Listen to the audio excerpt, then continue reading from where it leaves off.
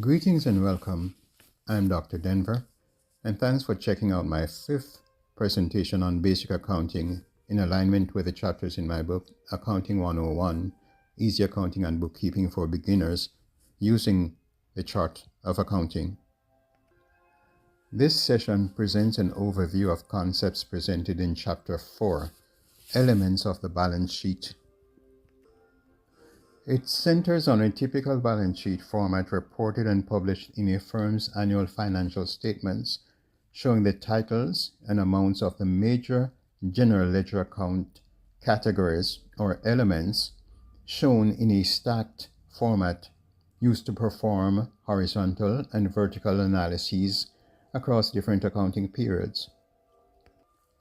The balance sheet statement shows the titles and summary total amounts of the major accounting categories for assets, liabilities, and owner's equity sections of a business's chart of accounts, and is also a representation of the accounting equation total assets equals the sum of total liabilities plus total equity.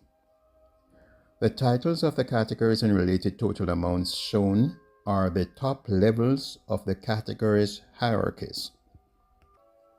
A firm's chart of accounts is usually created to accommodate two or more subcategories for each main account title shown on the balance sheet. Categories in the balance sheet are shown in the order of most liquid, that is, the ease of conversion to cash, to the least liquid. Assets are subdivided into current assets, long-term or fixed assets, and intangibles. Asset accounts in the general ledger normally have debit balances and are reported on the balance sheet from most liquid to least liquid, with the most liquid asset being cash. Liquidity refers to how quickly the asset can be converted to cash.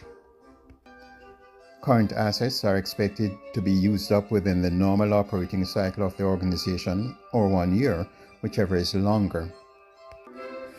Examples of types of current assets used by firms are cash and cash equivalents, accounts receivable, allowance for bad debts, and merchandise inventory. Long-term assets or fixed assets are expected to be useful to the firm for more than a year and expensed over a period calculated to match revenues directly or indirectly generated by such assets.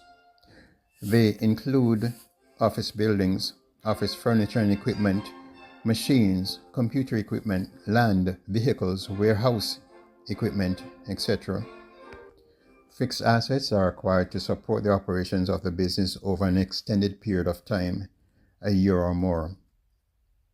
Accumulated depreciation is the contra asset in the balance sheet for the accumulated depreciation expense recorded in the income statement to expense the cost of long-term assets.